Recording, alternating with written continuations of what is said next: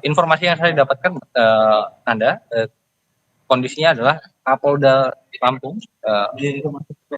yang saat ini malah akan datang ke Rumah Sakit Bayangkara dari lokasi kejadian. Hingga saat ini memang belum tahu pastinya kabar di mana saat ini Kapolda Lampung Irjen Pol Helmi Santika ini berada.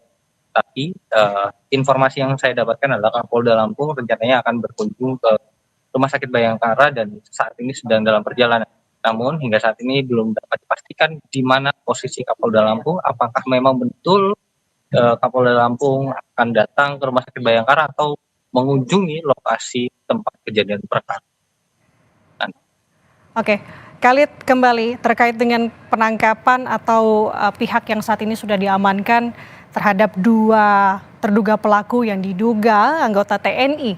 Bisakah Anda jelaskan untuk posisinya ataupun informasi yang Anda dapat ini seperti apa terkait dengan 2 terduga pelaku? Ya, untuk kedua pelaku sendiri diamankan oleh Detasemen Polisi Militer 23 Lampung bersama-sama dengan Polres Waikanan dan juga Kodim Waikanan.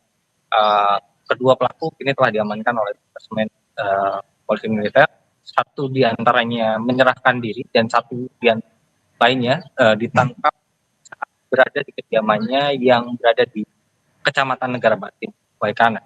Saat ditangkap, salah satu terduga pelaku yang diduga juga merupakan anggota TNI ini ditangkap secara beramai-ramai dan direkam oleh banyaknya masyarakat yang ada di sana. Tampak memang seperti yang Anda lihat di layar kaca, kondisinya masyarakat cukup begitu banyak saat petugas mencoba melakukan pengamanan atau mencoba mengeluarkan terduga pelaku ini dari dalam rumah.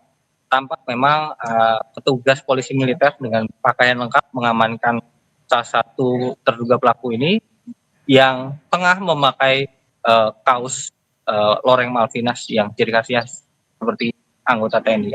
Anda, terima kasih.